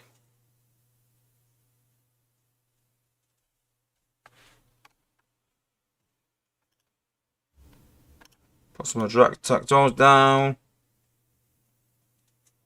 There we go. Base down. So yeah, worth you know, is it worth an investment I'm going for? That's the big question. But I imagine some change will happen next week. We'll obviously cover it next week in the stream next Thursday. I appreciate it's very close to the event, but we're sort of stuck really with it only getting these bots today. But we'll cover them again next week. So it's hard to make a judgment on what the bots are right now. I'll try and maybe add some updates in my channel or something to help people make a decision, because a few people hit me up saying, listen, Wozza, we really need these bots on your channel this Thursday. A lot of people make their decision on going for this bot or not based on your reviews. I was like, I know, but obviously if I don't have them, there's nothing much I can do really. And so I'll see what I can do, but I don't like putting posters out there until it's quite finished. My stream is a bit different. People might screenshot it, but you can see it's a stream. You see my face on the stream and things like that, and you can sort of see that. But I don't like putting so much information out there until they're actually ready, other than on my stream, really. But yeah, hopefully they can get finished quite quickly next week. And let me know in the comments what you think. Has this convinced you? Is it the bot you thought by the description that's sort of been put out in the chats? Is it what you thought it'd be? Let me know in the comments what you think. So what everyone's saying. Darklands, yes. Hollows pop outposts and Candyman, but yay, more hollows with a sarcastic tone. Nate Williams, if he's a range special, his ability needs an increased range, maybe.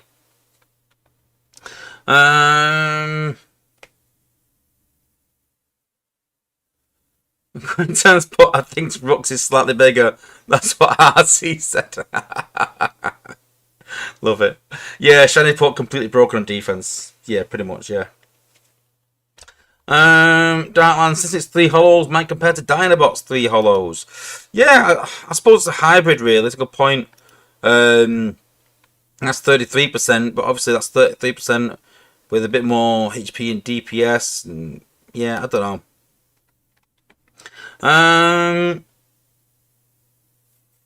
Grand Transport, cool. Another weekend off. Downland Support Mayhem Mode can do little and still get the 4-star. Fair point, yeah.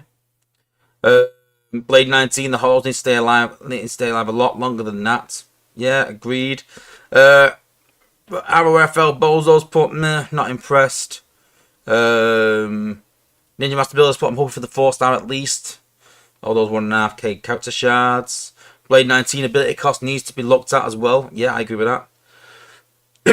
Tracks put, well, it can't hurt to have 2 ruck options. Well, then you've got 2 ruck options in Dinobot as well, so it's much different. That's a good point that Darkland's made. Everyone can use one more medic. More than one medic. Who's that medic? Wait about.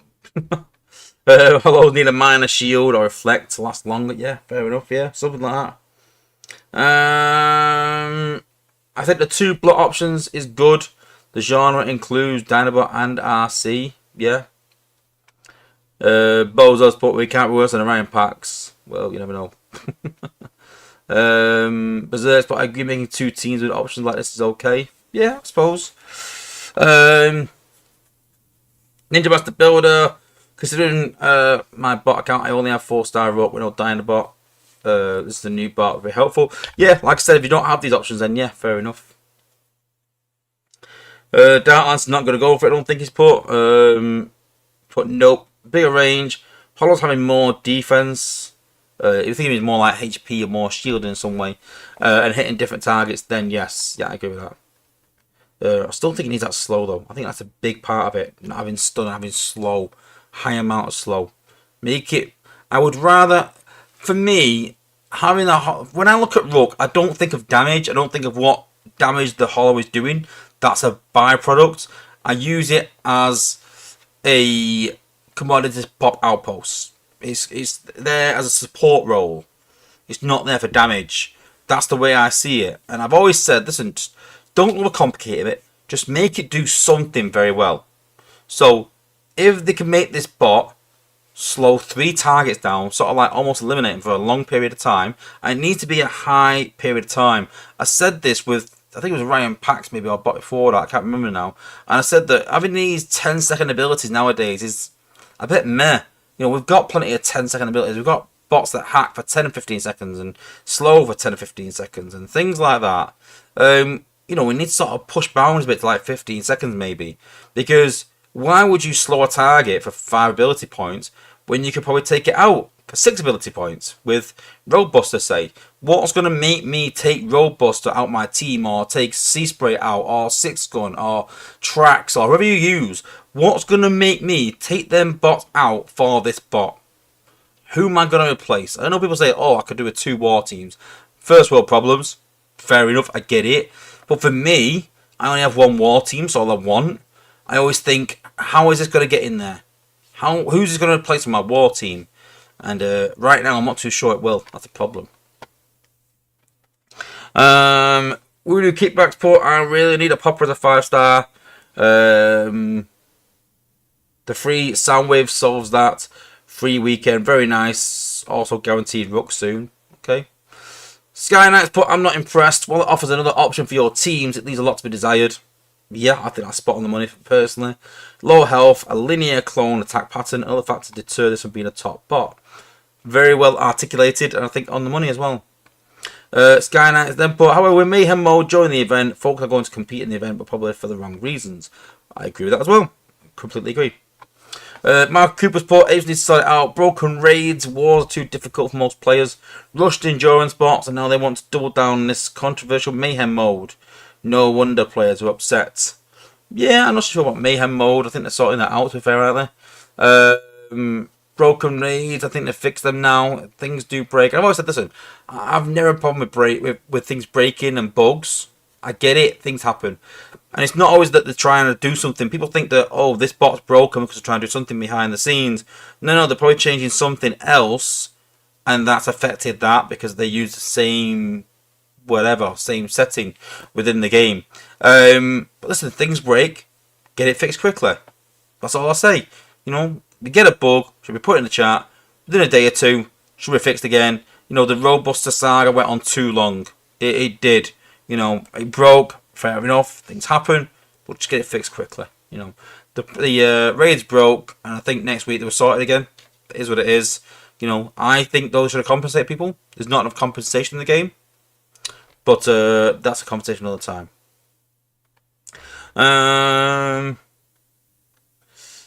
Mark Cooper's put, we sure as hell don't need another meta outpost bot. No, I think we've got Beachcomber for now. I think that's fine. But I've always said again, I said, listen, bring out a meta bot, but bring out a solution for it.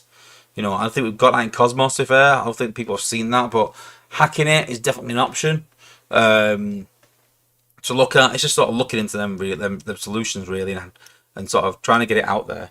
But I think the agents need to think about this more when they're just bringing this bot out. Yes, we balance it, but I think they need to think, we're bringing this out, but there's a counter already in the game if you use that, and that creates new war teams as well and new metas. London's Coins put, I'll go for the 4-star as always. Fair enough. Victor Starsavers put, still waiting for the apes to fix the shattered glass skins. Yeah, they're still broken. That's fair, yeah. Dance is going for it. Volcanicus #1 has put, why not make them minions? There's too many hollows. Yeah, I just think hollows are easier, aren't they? I think, yeah. J-Rad's interested. Nate Williams, Vector stats are underwhelming for a prime. I think that's a key point as well. It's a good point. Is that it's a prime, don't forget. And they did say that it's going to be an amazing box. It's a prime. So I think they need to go through the ceiling with this a bit. Yeah, grind time sport. I like buying the tires now. Thanks, SA. Yeah, grind time. Sort of, we spoke behind the scenes. I was like this for a while. I sort of went really, like, you know, I really enjoyed the game, and then sort of felt like the game sort of lost its legs a bit, and I started collecting toys and stuff like that more, you know. Blade 19's but I'm going to go for him, and hopefully down the line they will do with they'll do him justice, I think it means, yeah. Victory started put the fast dive out was a joke. Oh, the blaster, and all I get for a duplicate is 500 shards. Or the taken Soundwave. Yes, I said the same thing. I said they should have given everyone Soundwave, and if you got both, it should be like 2,500 5-star shards, because who has both 5 stars really? And you should be getting a decent amount of shards back. But I agree with that. And then someone said, yeah, but when you get a duplicate 4-star, you get 5-star shards. Yeah, but when you get a duplicate 5-star, you don't get 6-star shards, do you? You get 5-star shards. So you're already getting something you're trying to achieve. You're not going for the next level. You can't go, oh, right, I've got a duplicate, but at least it's going to the next level. It's going to the same level you're at now. So, that one TV man put, let's go. Someone else who plays this game finally. I've been here all along. Where have you been? Cuddy Fox, good for joining, even though it's right at the end, but thanks for joining. That one TV man's put, favourite one is definitely Grimlock. Yeah, fan favourite, obviously. In the game, not so much, but obviously a really good bot still. But yeah, definitely a fan favourite. Mark Cooper's put, the Cosmos remote is a lot better than I thought. Yeah, it was decent. It was decent. I still think it should have done more. I don't think it quite was like amazing. I think like a lot of the bots, and I think the problem is that, I said this in a previous video, that the problem being is that when they made these bots, they said, oh, we don't want to make them top war bots. We want to just make them useful. Now, yes, they have done that for Cosmos. Definitely useful. But this is going to be in a batch eventually. And then it needs to be a war bot because the top players in the game are going for this. And so it's going to have another rework, I imagine, to make it even better. So, there's a few ideas I've got about that as well, eventually, which we'll go through another time when it comes about. But, you know, there need to be war bots, these endurance bots. Not endurance bots, sorry. Legacy bots. The legacy bots need to be war bots, and endurance bots definitely have to be, because the players are spending decent money on these bots and devoting a lot of the weekend to it, so definitely needs to be.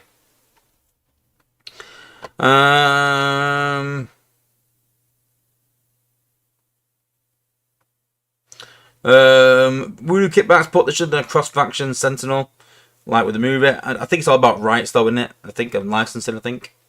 Cuddy Fox finally got Grimlock, so now when Volcanicus gets his 5-star version, all I have to do is upgrade it. Can work on the others. Cool. Voodoo Kickback, speaking of 6-star shards, do you think they will add 6 stars? I don't think they will, to be honest with you. I said today, like, I think that players won't be against it if it was a case of upgrading the current 5 stars, like they've done already. So we had, obviously, ability 11, we've had G1s, we've had combats, and then we've had ranks. So, listen, we're increasing the ability damage and giving it something extra. We're giving it something extra as well with the G1. We're giving it more damage with the combats, and we're also giving it more DPS and HP, which is basically the difference between a 5-star and a 6-star. So we've basically got 6-star bots. But I think if they brought out 6-star bots and you had to collect them all again, everyone would lose their minds and go like, hell no. But I think if they brought it and said, listen, you can upgrade them from 5-star to 6-star, and it unlocked maybe another 10 levels to get to level 80, but only on 6 stars, then yeah, I think people would more likely be a bit more open. What would you think? Would you be open to that? If you could change your 5-star to a 6-star, and then it unlocked 10 more levels, say, but the 5 stars stayed at 70 for like HU 19, say. Let me know in chat what you think.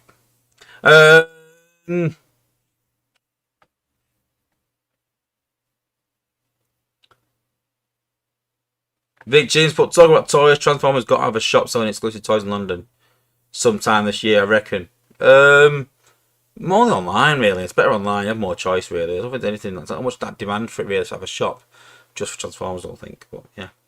That one TV man support. Is there a way to switch teams though? No, there's not. You have to start a whole new account. You can't switch from Autobot to Decepticon, if that's what you mean. Mark Cooper's put, I've seen him in Outpost in Prime League. It's a lot harder to deal with now. I presume you mean Grimlock. Not that much though, really. Vic Ching's put, I have 5-star Cosmos in defense. Thinking I should use the defending G1 instead of the attacking one. That's a valid point. Yeah, he does have 2 G1s. Victor started put, wouldn't mind more TF1 skins since the one was amazing we had. But at the same time, Bumblebee with underwhelming skin. Yeah, I agree with that. It's a bit awful, wasn't it? Nick Williams has put, thanks for your hard work, Wozza, and involvement. Great stream. Time to drive home and work. Catch you later. Thanks for joining, buddy. Appreciate the kind words. Yeah, Mark Cooper's just put ranked equals 6 stars, so yeah. Drax has put, we are fine now that ranks do increase special ability damage, which I think they should, but it's just not showing. I think they should, but they shouldn't, if that makes sense. Ranks were never to increase ability damage. They were never designed to that. So I think that either that's going to get fixed and they'll stop doing extra ability damage, or they're going to be blissfully ignorant. Because when it came out, we literally asked them, does this increase ability damage? And they said no. And I said in the playtest chart, maybe that's one to look at for the next rank when we're talking about generals and stuff. But nowhere does it say that it does increase ability damage. So I don't feel like it should in terms of to the tooltip. We talk about this all the time, to the tooltip. But personally, when it was introduced, I felt like it should have, if that makes sense. So, yeah. If they're going by stand by what they said originally, then no, it needs changing back. If they're going to stand by that. If they're happy with doing ability damage, then great, I'm all for it. Victor Starr said, have they ever said anything about more combiner buffs? I think that'll come with 5-star combiners, no doubt. We'll see buffs then. That one TV man's put, I think the idea of being stuck in the first faction you choose is kind of awful, especially since they still update the game, so limitations from 2016 are no more today. I mean, you can play with the opposite faction, you can obviously collect the bots, you can play with Decepticons, so although yes, you are stuck to that faction, you don't have to keep playing that faction. I mean, you could literally go and collect Decepticons and be a Decepticon apart from the screen being an Autobot and your base being Autobot, so not much different. Cuddy Fox has put Mind Wipe. If I have my first team against him, I have Smoke Screen. That is over 65. I mean, I get him knocked out quite easily. Yeah.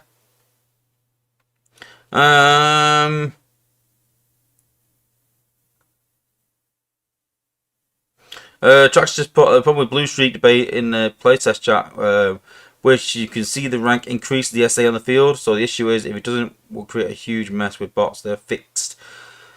Yeah, it's up to them to decide what they're going to do. But we all know the tooltip is gospel. Well, yeah, that is true. Yeah, Traxxas Sport is they act like it's so hard to change the tooltip. Yeah, there are plenty of times where I think Top Shot is a big one for that. They definitely should have changed the tooltip for that. But I think Top Shot was still active in the tooltip. That's a frustrating thing. He still was, and they changed that, and that was the biggest disappointment for me. Is that they changed Top Shot when they didn't need to, and changed him to match the tooltip, which he already kind of matched. So that was a frustrating bit. That one TV man, so you can obtain Decepticons at the top. Yeah. All bots can still get Decepticon players. I mean, look, to give you an idea, I mean, I've just this is not my account, it's thinking, but yeah, look, still have Decepticons. I mean, I don't really play with them that much, but yeah, at least it's the money it costs for top level players to have a bot and a Decepticon team. But it'd be pretty funny to go into war as an Autobot with a Decepticon team. It'd be pretty funny. I'm sure someone's done it at some point.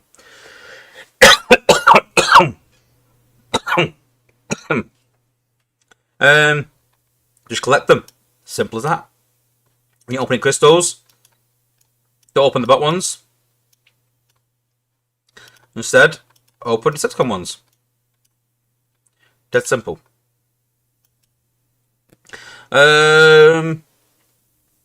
Feature started, but how was the nose cone rework? I took a break from the game for the last 7 months. Really good. Put it this way, I'm leveling him on my account now and getting him up to level 60-ish next event, with the idea of putting him in one of my war teams maybe or something. Yeah, very good. Not far off the same as Pipes. Pipes being one of the better bots in the game. So yeah, I really like Nosecomb. I'm really impressed with him. Yeah, Blade 19, that's a good point though. The big difference, I think the main difference is that you can't use Decepticon combiners. You are stuck with Autobot combiners. So I think the solution is to open it up. But the reason people keep saying this and asking why, and it's still the same answer it was back in 2020, well, 2021 maybe, is that the problem being is that on some devices, some old devices, they struggle for memory. And when they do updates in the game, they test it on certain devices to see if it still works. Now, if they add in Decepticon combiners, apparently the memory goes through the roof. And it will mean that a lot of players on older devices will not be able to play the game. You'll need newer devices to play. And they don't think that's fair, which is kind of fair. If I had a choice between, restricting hundreds of players from playing the game or having Decepticon combiners, I would choose not restricting players. He's not God Code, no.